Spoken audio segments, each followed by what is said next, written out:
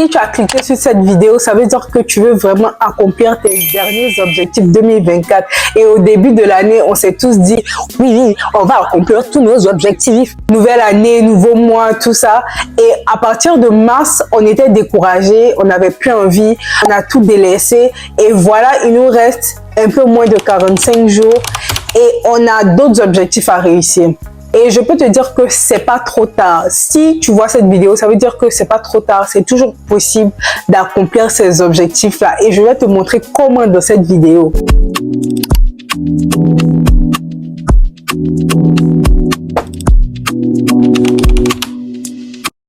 Si tu es nouvelle sur cette chaîne, je suis Sakina.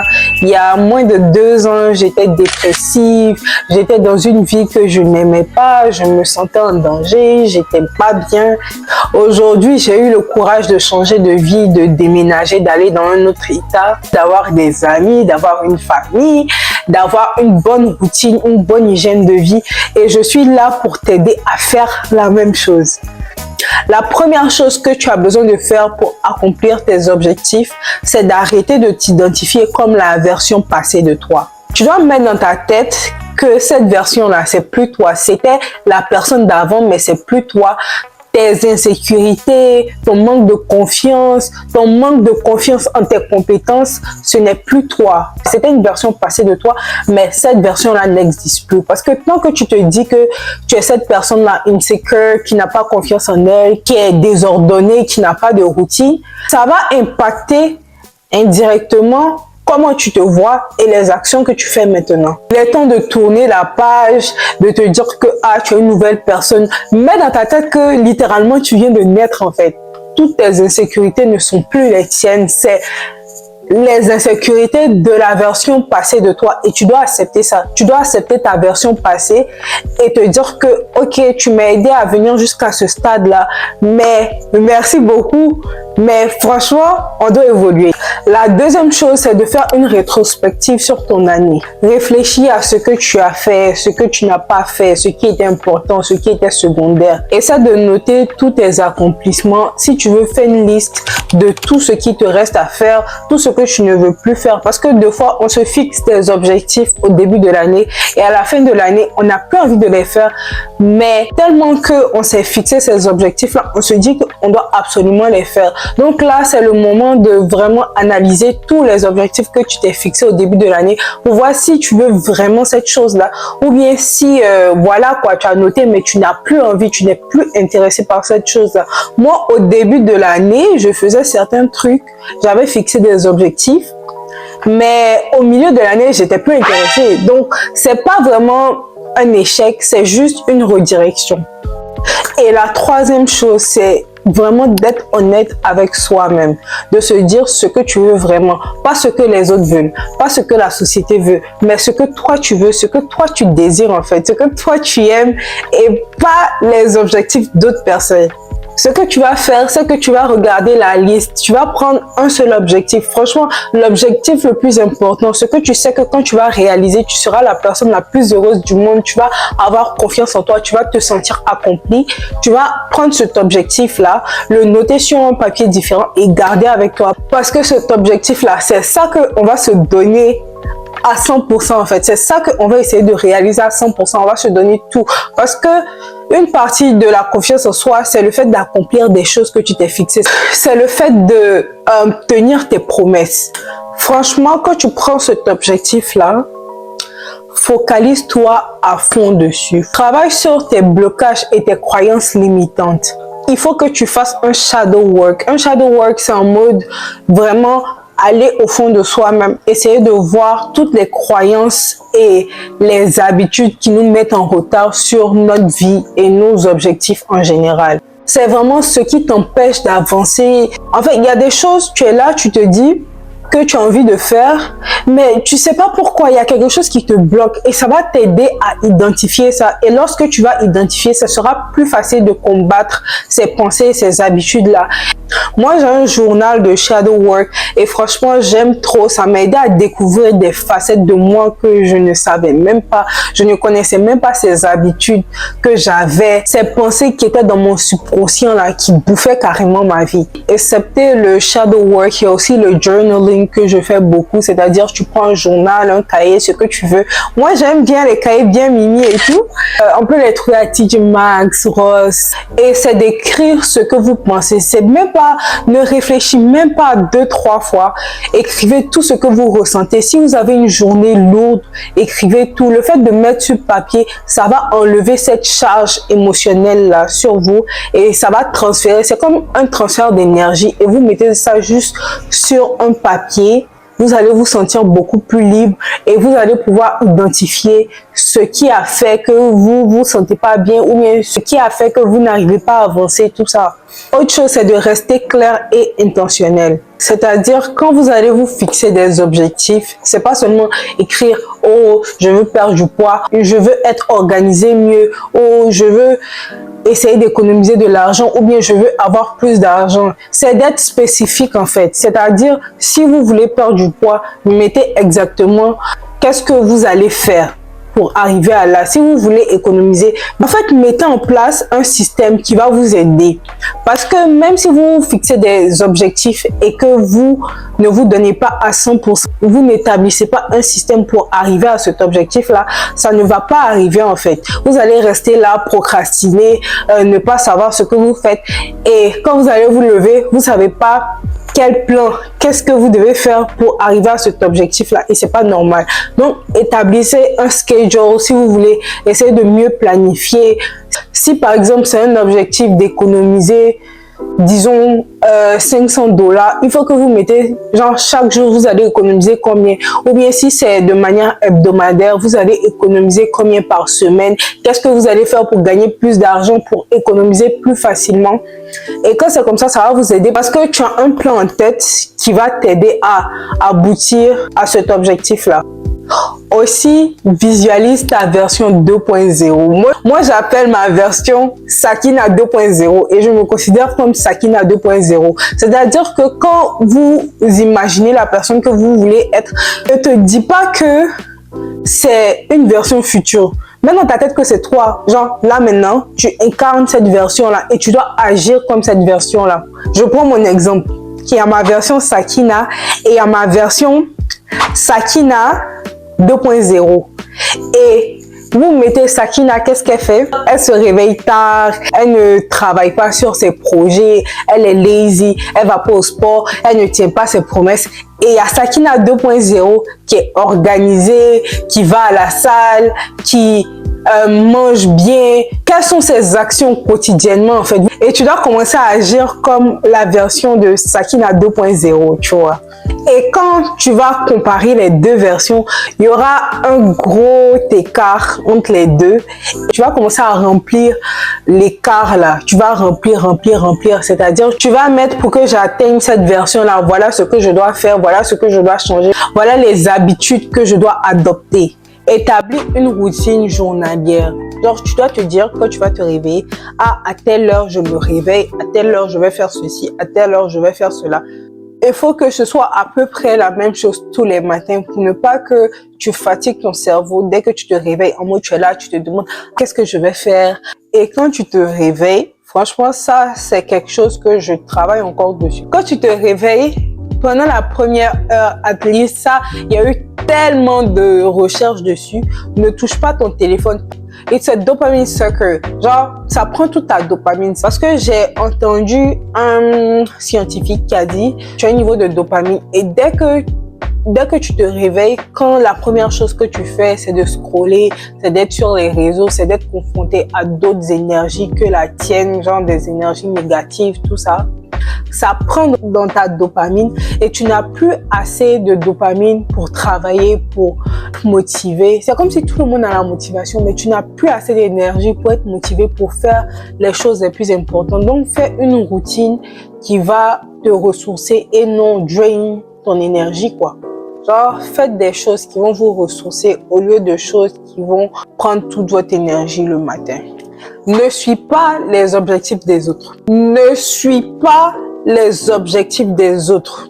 Tu peux t'inspirer des autres, tu peux t'inspirer des objectifs des autres, mais tu n'es pas obligé de faire la même chose que tout le monde. C'est-à-dire, au début de l'année, tu t'es fixé un objectif, tu n'es même pas intéressé de faire ça. Ce n'est pas dans tes intérêts, mais vu que tu vois tout le monde accomplir cet objectif-là, tu veux la même chose, donc tu te fixes cet objectif.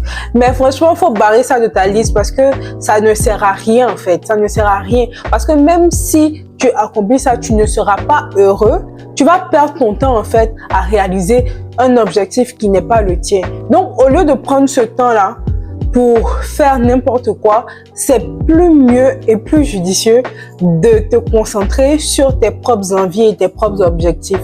Genre ce que tu te dis que, ok, le 31 décembre, quand tu vas faire la liste de tes objectifs, de ce que tu as accompli ce que toi tu voulais et tu seras heureux et tu seras fier de toi-même. On a trop tendance en fait à se comparer aux autres, surtout sur les réseaux sociaux. Quelqu'un a acheté sa voiture, donc tu vas acheter ta voiture. Mais les voitures, c'est pas ton truc en fait. C'est pas comme si c'est quelque chose dont tu aimes trop ou bien quelque chose qui va trop te servir. C'est juste que vu que tu as vu quelqu'un qui a sa voiture, tu veux juste avoir. C'est pas ton objectif. Peut-être que toi, tu es bien dans ton bus, tu es bien au marché et tout. C'est pas une priorité pour toi maintenant. Tu sais que si tu as ça, ça va pas t'aider à faire grandes choses et tu vas dépenser plus. Mais pourquoi, genre, tu te fatigues à avoir ça? Doesn't make sense, tu vois. Sors de ta zone de confort. Pour pouvoir accomplir tes objectifs, tu es obligé de faire des choses que tu n'as pas forcément envie de faire. Et quand je parle de choses que tu n'as pas forcément envie de faire, c'est-à-dire, tu veux pas t'exposer. Tu veux pas t'exposer à certaines situations parce que tu as peur, tu sais pas ce que les gens vont dire. S'il y a des choses que tu as toujours voulu faire et que tu n'as pas fait encore, c'est vraiment le moment de tout maximiser. Parce que dis-toi que dans 45 jours, tu auras accompli des trucs que tu n'as jamais cru que tu allais accomplir. Juste en sortant de ta zone de confort, juste en faisant des choses qui sont at first inconfortables pour toi. Si tu veux de nouveaux amis, c'est le moment de sortir, de sociabiliser, d'essayer vraiment de construire de bonnes relations. Peut-être que tes amis qui sont là présentement, ce sont pas des bons amis et que genre tu veux te faire de nouvelles connaissances. C'est vraiment le moment de sortir, d'essayer de sociabiliser, d'essayer de se faire de nouveaux amis, d'essayer de build des relations beaucoup plus solides. Si tu veux te lancer sur les réseaux, il y a pas meilleur moment. Moi, je me suis lancée il y a 1 mois et demi et franchement, je suis trop fière de ce que j'ai accompli. Et je sais qu'en décembre, d'ici décembre, je vais faire tellement de choses, je vais accomplir tellement de choses et c'est pas trop tard, même si j'ai pas tout accompli. Déjà, je suis fière de ce que j'ai déjà accompli. Même cette chaîne YouTube là, je dis pas assez, mais franchement, c'était one of my biggest fears de m'afficher sur YouTube. Je sais pas pourquoi j'avais ce truc sur YouTube là. Je me disais que je devais être parfaite. Je me donnais toujours des excuses. Je devais être parfaite, je devais perdre le poids d'abord. Je me suis levée, je me suis dit, Sakina, c'est l'un de tes plus grands objectifs en 2024 là, d'accomplir cette chose-là, d'ouvrir ta chaîne. Donc, juste commence. Et c'est ce que j'ai fait et c'est le meilleur conseil que je peux vous donner, c'est de juste commencer. Vous n'avez pas besoin d'avoir la science infuse, vous n'avez pas besoin de connaître tout par rapport à ce que vous voulez faire, mais c'est juste commencer, faites le premier pas. La chose la plus difficile, c'est de faire le premier pas. Ce premier pas là, par exemple, pour moi, c'était juste de prendre ma caméra et de m'asseoir, de parler pendant des minutes. Je commence à essayer de nouvelles activités, le dessin, un nouveau sport, quelque chose qui va te mettre bien, quelque chose que tu as toujours voulu faire, mais un certain blocage, tout ça. Essaie de commencer à faire ça, juste une fois, juste la première fois. Si c'est pas confortable, si tu n'aimes pas, tu peux toujours changer. Ne vous dites pas que quand vous fixez un objectif, vous pouvez pas changer. Vous pouvez toujours changer cet objectif-là, l'améliorer, complètement le changer. Il n'y a pas de problème, c'est votre vie, vous faites ce que vous voulez de votre vie. Et aussi développer la gratitude. Soyez grateful. Comment on dit grateful? Grateful. Soyez reconnaissant, oui. Soyez reconnaissant de tout ce que vous avez accompli, de toutes les bonnes choses qui vous arrivent, de tout ce que vous avez que les autres n'ont pas. Et quand c'est comme ça, Dieu va vous donner plus en fait. Au lieu de rester là, d'être toujours en mode ah, ceci ne m'arrive pas, pourquoi ça arrive aux autres et moi ça m'arrive pas. Soyez déjà reconnaissant de ce que vous avez. Et quand vous êtes reconnaissant, Dieu met plus de bonheur dans votre vie. Dieu met plus d'accomplissement dans votre vie. Et c'est toujours important de se fixer des objectifs de santé. C'est-à-dire, si vous n'êtes pas in shape, perte de poids, prise de poids, mais pas de manière dangereuse. Juste le fait de décider de faire des choix alimentaires plus sains, c'est déjà une grande chose. Ça, c'est vraiment en mode, tu deviens cette personne. C'est pas juste, tu veux perdre ce poids-là ou bien tu veux prendre ce poids-là. Il y a la santé aussi qui compte. Tu vas pas faire quelque chose au détriment de ta santé, tu vois. Un de mes favoris, c'est d'avoir une skincare bien établie. Même le minimum est nécessaire. Franchement, c'est pas obligé de compliquer ça. Je vais faire une vidéo complète par rapport à ça. Mais pour le moment, je vais vous donner 2-3 conseils par rapport à ça. Première chose, c'est de savoir c'est quoi son problème. Identifiez ce que vous avez. Identifiez si c'est de l'hyperpigmentation, si c'est dark spot, de l'eczéma, si c'est n'importe quelle chose, si c'est des brûlures et tout. Et adaptez votre skincare par rapport au problème que vous avez. C'est pas la skincare de quelqu'un qui a une peau déjà belle que vous allez adopter. Et peut-être vous n'avez même pas le même type de peau et tu vas acheter des produits qu'une autre personne achète sans savoir c'est quoi ton véritable problème. Et ça, c'est pas bon. Peut-être c'est la raison pour laquelle pas avoir une belle peau. Et un truc non négociable, je ne négocie pas par rapport à ça. Je ne négocie pas, je ne parle même pas même. Mettez de la crème solaire tous les jours. Qu'il pleuve, qu'il neige, qu'il fasse chaud, qu'il fasse froid. Surtout si vous avez de l'hyperpigmentation, déjà que ça va protéger votre peau, ça va diminuer votre hyperpigmentation drastiquement.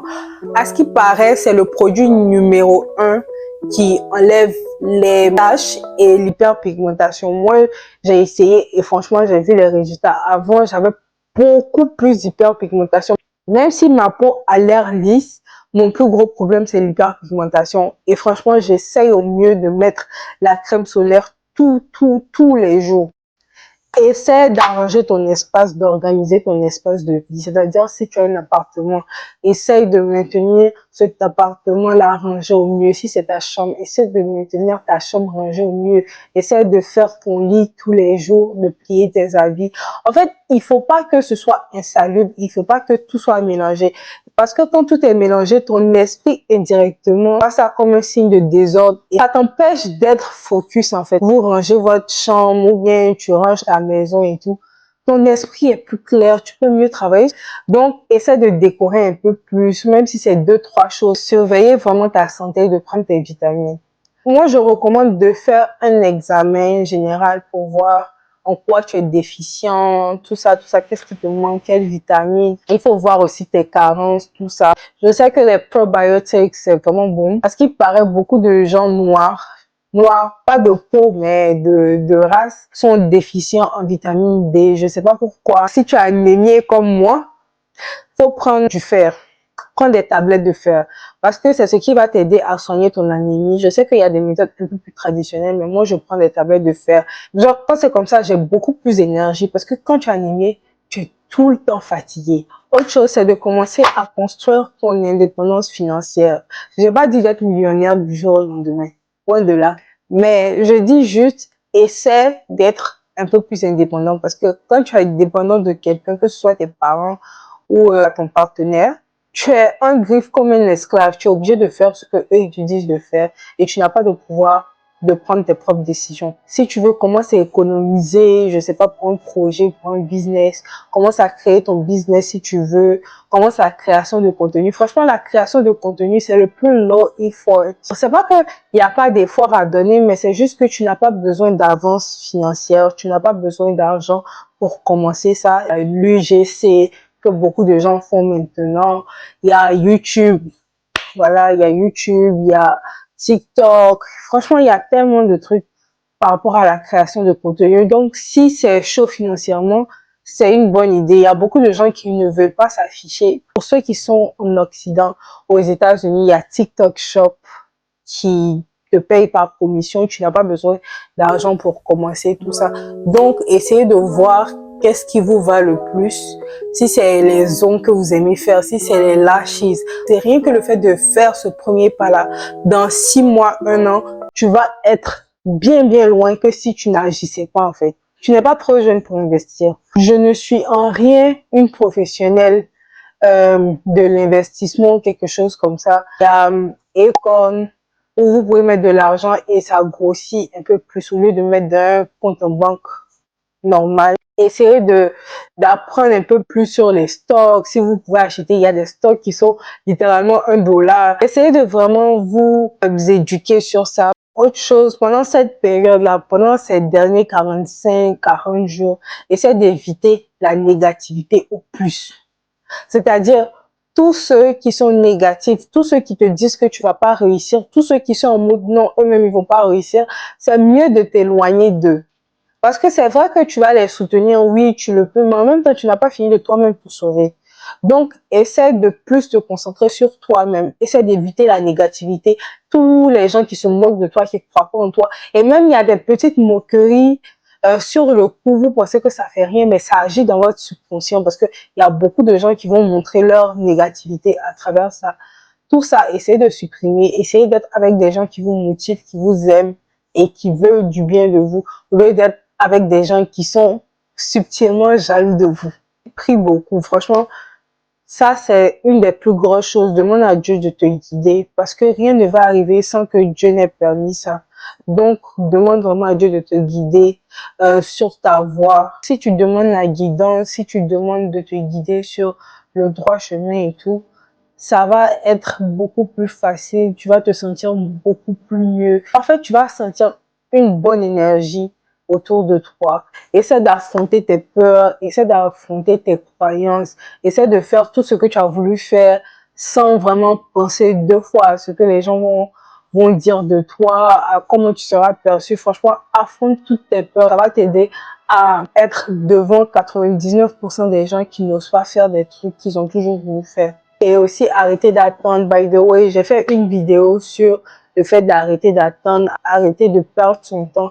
Et je vais link ça sur cette vidéo-là. Là, vous pouvez aller la voir. C'est une de mes vidéos que j'ai trop aimé parce que c'est quelque chose que j'arrivais pas à faire et j'ai pu surmonter mes peurs. Et franchement, allez regarder cette vidéo, elle est trop bien. Voilà, ça sera tout pour cette vidéo-là. J'ai trop aimé la faire. Dites-moi en commentaire ce que vous pensez. Mettez-moi en commentaire vos objectifs, ce que vous pensez que vous allez accomplir parce que oui, vous allez accomplir ça cette année. Mettez tout en commentaire. On va discuter tout ça. Si n'oubliez pas de vous abonner, de commenter, de partager. Mouah!